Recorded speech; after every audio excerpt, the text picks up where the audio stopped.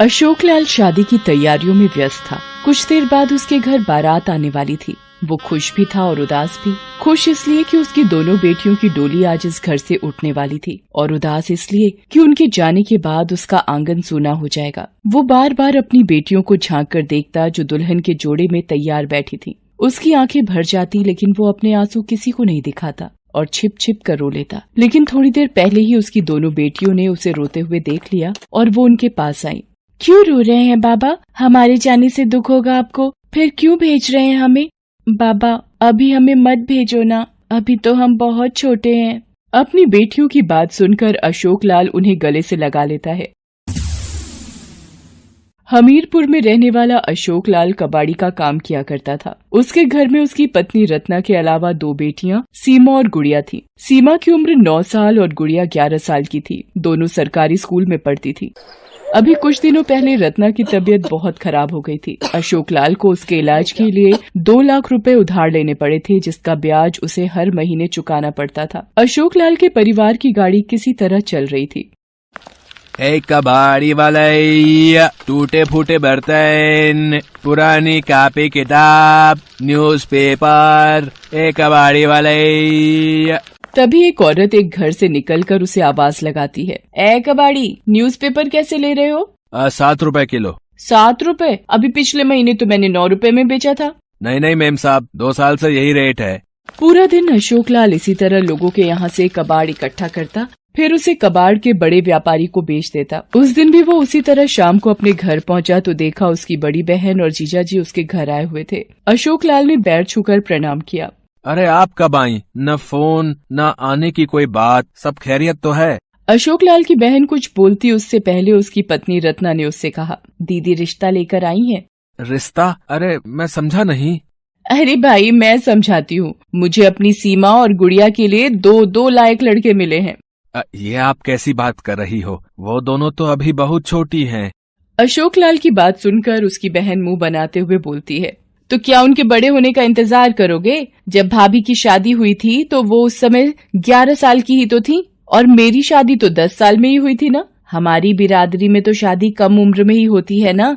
अरे हमारा जमाना कुछ अलग था बहन, अब दुनिया बदल गई है।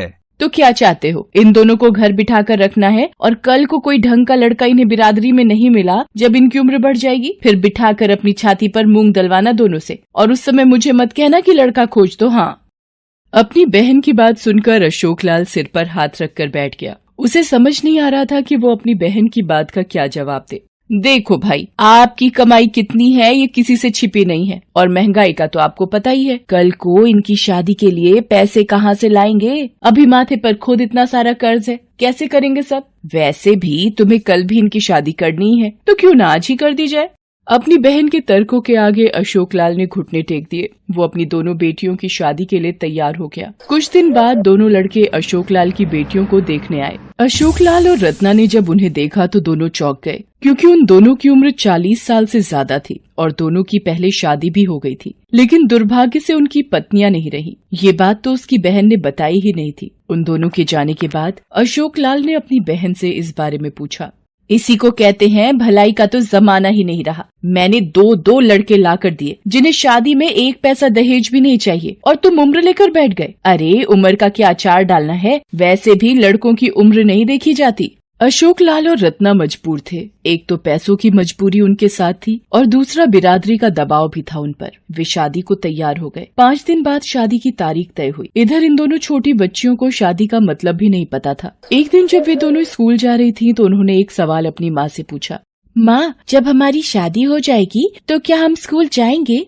उनकी बातों का रत्ना क्या जवाब देती? वो चुप रही। स्कूल में भी सीमा और गुड़िया ने अपनी सहेलियों से अपनी शादी की बात बताई। बच्चों से होते होते ये बात उनकी सुनीता मैडम तक पहुंची। सुनीता मैडम ने उन दोनों को बुलाया और उनसे बात की। जी मैम, हमारी शादी अगले महीने है। ये तुम्हें किसने बोला? माँ ने बताया। हमें तो अंकल देखने भी आए थे। अंकल? जी मैडम, उन्हीं अंकल से तो हमारी शादी हो रही है। उन दोनों की बात सुनकर सुनीता मैम आश्चर्यचकित रह गईं। ये तो सीधा सीधा बाल विवाह का मामला है, जो कि गैर कानूनी है। मुझे उन बच्चियों की मदद करनी होगी। सुनीता उसी दिन अशोक लाल के घर जा पहुंचती है और उन्हें समझाने की कोशिश करती है। अशोक लाल की बहन भी उस समय वहां आई हुई थी। सुनीता ने जैसे ही अशोक लाल को ये शादी रोकने के लिए कहा तो अशोक लाल की बहन चिढ़ गई। माफ करिएगा टीचर जी, लेकिन ये हमारा घरेलू मामला है और आप इनसे दूर रहें तो अच्छा रहेगा। मैं मानती हूँ कि सीमा और गुड़िया आपकी अपनी भांजी हैं, लेकिन ये आपका घरेलू मामला तो बिल्कुल नहीं है। ये सामाजिक मामला है। दोनों बच्चियाँ मेरे स्कूल की छात्रा हैं और मेरा फर्ज है कि मैं उनके साथ कुछ भी गलत ना होने दूं। ये कैसी बातें कर रही हैं आप टीचर जी? भला शादी में क्या गलत है? शादी में गलत नहीं है, लेकिन कम उम्र में शादी गलत है। ये गैर कानूनी है।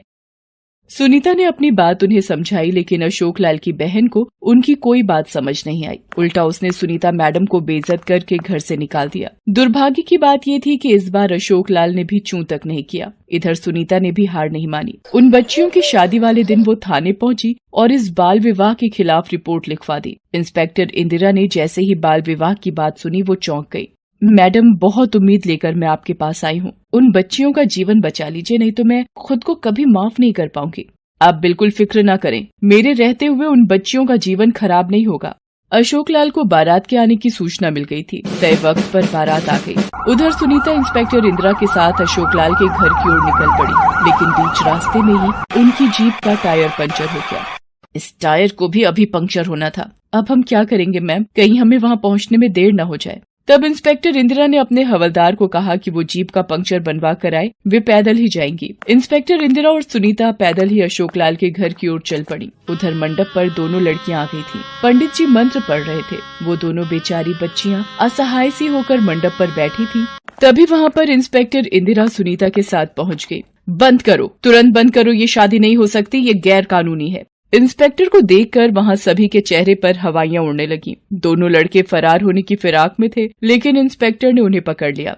शर्म नहीं आती तुम लोगों को? अपनी उम्र देखी है और इन बच्चियों की उम्र देखी है? कहाँ है इनके माता पिता? मैं सबको जेल भेजूंगी। अशोक लाल इंस्पेक्टर इंदिरा के पास आते हैं। आप लोग इनके माता पिता हैं या इनके दुश्मन हैं? आपको अपनी बच्चियों की जरा भी फिक्र नहीं है? अरे शादी की उम्र होती है, सरकार ने उम्र तय भी कर रखी है, लेकिन आप लोग मनमानी करते हैं। लेकिन मैडम, हमारी बिरादरी में तो कच्ची उम्र में ही शादी हो जाती है। अरे कच्ची मिट्टी के बर्तन में आप खाना बनाती हैं क्या, या उनका इस्तेमाल करती हैं? जी नहीं। जब बर्तन कच्चे इस्तेमाल नहीं करती तो कच्ची उम्र में शादी कैसे कर रही हैं? और किस बिरादरी की बात आप कर रही हैं? अगर कोई बिरादरी बाल विवाह का समर्थन करती है तो ये अपराध है और अपराधियों को जेल जाना पड़ता है। अशोक लाल को अपनी गलती का एहसास होता है। अशोक लाल की बहन भी शर्मिंदा हो जाती है। उन दोनों को 1 महीने की जेल होती है। फिर उन्हें जमानत पर इस शर्त पर छोड़ा जाता है कि दोबारा वो ऐसा कोई काम नहीं करेंगे। सुनीता के प्रयास से एक बालिका कम उम्र में वधू होने से बच जाती है। आपके समाज में भी आपको कुछ ऐसा दिखता है तो इसके खिलाफ आवाज उठाएं। इंदिरा का जन्म उत्तर प्रदेश के एक छोटे से शहर में हुआ था। उसके पिता भारतीय फौज में इंजीनियर थे और उसकी मां स्वास्थ्य विभाग में काम करती थी। इंदिरा अपने माता पिता की दूसरी संतान थी। उसकी एक बड़ी बहन तथा एक छोटा भाई भी था। इंदिरा को बचपन से ही खेल कूद का बड़ा शौक था। उसे फुटबॉल और वॉलीबॉल जैसे खेल बहुत पसंद थे। इंदिरा अभी छोटी ही थी कि एक दिन उसके पिता का देहांत हो गया। पिता के देहांत के बाद उसके परिवार की जिम्मेदारी उसकी बड़ी बहन के पति ने उठाई। बड़ी होने तक इंदिरा ने फुटबॉल और वॉलीबॉल में कई राष्ट्रीय पदक जीते थे और इसी प्रतिभा के दम पर उसका सिलेक्शन इंडियन आर्मी में हो गया था। एक दिन इंदिरा खुशी खुशी घर आई और चहकते हुए अपनी माँ से लिपट गई। अरे क्या हुआ? ऐसी कौन सी बात हो गई जो तू इतना चहक रही है? माँ, इंडियन आर्मी की चिट्ठी आई है, मेरा सिलेक्शन हो गया है। मुझे 1 हफ्ते के अंदर दिल्ली हेडक्वार्टर में रिपोर्ट करना है। इंदिरा की बातें सुनकर माँ की आंखें खुशी से छलक उठी। धीरे धीरे वह दिन भी आ गया जब इंदिरा को दिल्ली के लिए निकलना था। इंदिरा की सब तैयारी पूरी हो चुकी थी। अच्छा माँ, अब मैं निकलती हूँ, गाड़ी का समय हो गया है। अपना ख्याल रखना और खाना समय पर खा लिया करना। और देख, बाहर का ज्यादा कुछ मत खाना। मैंने तेरे सामान में कुछ लड्डू और मठरियाँ रख दी हैं, उन्हें तू ही खाना, किसी को बांट मत देना। हाँ माँ, मैं अपना ख्याल रखूंगी। अब मैं कोई बच्ची नहीं हूँ जो तुम इतनी चिंता कर रही हो। हाँ, मालूम है बहुत बड़ी हो गई, मगर चाहे तू कितनी भी बड़ी क्यों ना हो जाए, मेरे लिए तो तू बच्ची ही रहेगी। इसके बाद इंदिरा अपनी माँ से गले मिलती है और घर से निकल जाती है। उसकी आंखों में आने वाली जिंदगी के रंगीन सपने तैर रहे थे, मगर उसे मालूम नहीं था कि ट्रेन का ये सफर हमेशा के लिए उसकी जिंदगी को बदल कर रख देने वाला है। रात का समय था। ट्रेन में सब लोग खाना खाकर सोने जा रहे थे। इंदिरा ने भी खाना खाया और सोने की तैयारी करने लगी। तभी वहाँ चादर ओढ़कर बैठे कुछ लोग उठे और उन्होंने अपनी जेबों से चाकू और पिस्तौल निकाल लिए। इंदिरा को समझते देर न लगी कि ये लोग लुटेरे हैं जो ट्रेन में मुसाफिरों को लूटने के लिए भेस बदल कर बैठे थे। लूटपाट करते हुए वो लुटेरे इंदिरा के पास आए। इंदिरा के गले में सोने की चेन थी। लुटेरों की नजर उस पर पड़ गई। चल, ये सोने की चेन निकाल। नहीं, ये चेन मेरे पिता की आखिरी निशानी है, मैं ये तुम्हें नहीं दूंगी। अरे देगी कैसे नहीं। इतना कहकर वो जबरदस्ती उसके गले से चेन छीनने लगा। इंदिरा ने चेन को बचाने की कोशिश की और इसी धक्का मुक्की में वो चलती ट्रेन से बाहर गिर गई और उसका एक पैर ट्रेन के नीचे आ गया।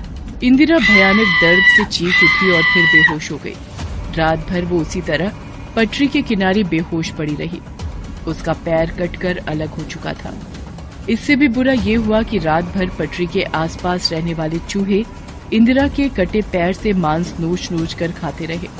सुबह रेलवे के कुछ कर्मचारियों की नजर बेहोश पड़ी इंदिरा पर पड़ी। वो उसे उठाकर अस्पताल ले गए। उसका एक पांव कटकर शरीर से अलग हो चुका था। दूसरे पांव की हड्डी भी कई जगह से टूट चुकी थी और साथ ही साथ उसकी रीढ़ की हड्डी में भी फ्रैक्चर हो गए थे। इंदिरा पूरे 3 दिन तक बेहोश रही। 3 दिन बाद जब उसे होश आया तो अपनी इस हालत पर उसे रोना आ गया। उसकी माँ और घर वाले उसे घेर कर खड़े थे। उसे रोता देखकर उसकी माँ भी रोने लगी। तभी वहाँ डॉक्टर आया। इंदिरा का ऑपरेशन करना होगा, लेकिन इस तरह के ऑपरेशन की सुविधा यहाँ उपलब्ध नहीं है। इन्हें दिल्ली के अस्पताल में एडमिट करना होगा। इंदिरा को दिल्ली के एक बड़े अस्पताल में लाया गया जहाँ उसका ऑपरेशन किया गया और उसे नकली पांव लगाया गया। अभी भी उसे पूरी तरह से ठीक होने में कम से कम 4 महीने का समय लगता, इसलिए उसे अस्पताल में ही रखा गया। अस्पताल में पड़ी इंदिरा पूरे दिन बस आंसू बहाती रहती थी। एक दिन जब इंदिरा अस्पताल में अपने बिस्तर पर अकेली थी तब, हे भगवान, ये क्या हो गया? भविष्य के सारे सपने मिट्टी में मिल गए। तभी उसके सामने टीवी पर एक न्यूज आई। कैंसर को मात देकर भारतीय खिलाड़ी युवराज सिंह भारत लौटे। एकाएक इंदिरा के मन में एक बात आई, यहाँ लोग कैंसर जैसी लाइलाज बीमारी को मात दे रहे हैं और मैं इतने से ही घबरा गई। अगर मुझे मरना होता तो मैंने उसी पटरी पर दम तोड़ दिया होता। हे भगवान, अगर तूने मुझे बचाया है तो जरूर मेरे जीवन में कुछ अच्छा लिख रखा होगा। मैं अपाहिजों की जिंदगी नहीं जीऊंगी। ये मेरा दूसरा जन्म है। अब मैं एवरेस्ट फतेह करूंगी और लोगों को दिखा दूंगी विकलांग होना कोई शाप नहीं है। हाँ, बस थोड़ी बदकिस्मती जरूर है, मगर ये बदकिस्मती तुम्हारे सपनों को पूरा करने से नहीं रोक सकती। इस सोच ने इंदिरा के रोम रोम में जोश भर दिया। इस इच्छा शक्ति के कारण वो 2 महीनों में ही ठीक हो गई। डॉक्टरों के भी आश्चर्य का ठिकाना न रहा। उनके जीवन का ये शायद पहला ऐसा केस था जिसमें मरीज अपने तय समय से पहले ही ठीक हो गया था। इन 2 महीनों में न सिर्फ इंदिरा ठीक हुई थी, बल्कि अपने नकली पैर पर चलना भी सीख लिया था उसने। अब समय था अपने सपने को पूरा करने का। इसके लिए वो भारत की पहली महिला पर्वतारोही जिन्होंने एवरेस्ट को फतेह किया था उनसे मिली। तुमने इस हालत में एवरेस्ट फतेह करने की सोची? अरे, तुम तो एवरेस्ट फतेह कर चुकी हो। अब बस दुनिया को तारीख पता चलनी बाकी है। मुझसे जो भी मदद हो पाएगी मैं करने को तैयार हूँ। इनकी तरह कई और लोगों ने भी इंदिरा को अपने सपने को पूरा करने में मदद की और आखिर में वो दिन भी आया जब इंदिरा अपने दल के साथ एवरेस्ट फतेह करने के अभियान पर निकली। 7 दिन की थका देने वाली यात्रा के बाद वो लोग एवरेस्ट की घाटी में पहुंचे। दोस्तों, अब हम एवरेस्ट की घाटी में पहुंच चुके हैं। कल से हम एवरेस्ट की चढ़ाई शुरू करेंगे। आज आप लोग आराम से सो जाइए। इंदिरा भी अपने टेंट में सोने चली गई। अगले दिन जब वो उठी तब उसे एक बुरी खबर पता चली। दोस्तों, मौसम विभाग की चेतावनी आई है कि आगे पूरे 1 सप्ताह मौसम खराब रहेगा। इस स्थिति में हम एवरेस्ट की चढ़ाई नहीं कर पाएंगे। हमें अपना मिशन यहीं रोकना पड़ेगा। नहीं, मैं यहाँ इस तरह निराश होकर वापस जाने नहीं आई हूँ। अब अगर मैं जाऊंगी तो एवरेस्ट पर तिरंगा फहरा कर ही जाऊंगी। दल के मुखिया और बाकी लोगों ने इंदिरा को लाख समझाया, मगर एक बार वो जो फैसला ले चुकी थी उससे टस से मस न हुई। आखिर लोग उसे उसके हाल पर छोड़कर वहां से लौट गए। इंदिरा ने अपनी चढ़ाई शुरू की। मौसम विभाग के कहे अनुसार मौसम दिनों दिन खराब होता चला गया, मगर इंदिरा ने हार नहीं मानी और विशाल एवरेस्ट को अपने बनावटी पैरों से रौंदते हुए आगे बढ़ती रही। इसी चढ़ाई के दौरान एक दिन मौसम हद से ज्यादा खराब हो गया। इंदिरा को भी अपने कदम कुछ देर के लिए रोकने पड़े। रात का समय था, आसमान में चांद उगा हुआ था, ठंडी बर्फीली हवाएं पेड़ों को झुका रही थी। इंदिरा एक चट्टान की ओट में बैठी थी, तभी उसे एक गुर्राहट की आवाज सुनाई दी। फिर उसे अंधेरे में दो सुर्ख आंखें चमकती हुई दिखाई दी। ये पहाड़ी पर रहने वाला विशाल भेड़िया था। उस भेड़िए ने अपने शिकार इंदिरा की खुशबू सूंघ ली थी। वह सधे कदमों से उसकी ओर बढ़ने लगा। विशाल भेड़िए को सामने देखकर इंदिरा का दिल धक धक करने लगा। डर के मारे उसका सारा शरीर बर्फीला तूफान होने के बावजूद पसीने से भीग गया। लगता है अब मेरा अंत आ गया है। मैं अपाहिज भला इस भेड़िए का मुकाबला कैसे कर पाऊंगी? मुझे भी दूसरे लोगों के साथ वापस लौट जाना चाहिए था। मगर तभी जैसे उसके दिमाग में एक बिजली सी कौंधी। नहीं, अगर मुझे मरना ही होता तो मैं उसी दिन मर गई होती। अरे, जब वो भयानक रात मुझे नहीं मार पाई तो इस भेड़िए की क्या मजाल। इतना सोचते ही इंदिरा पूरे जोश के साथ उठ खड़ी हुई। अब वो खौफ से बाहर आ चुकी थी। उसके सारे शरीर में सनसनी दौड़ रही थी और फेफड़ों में सर्द लहर।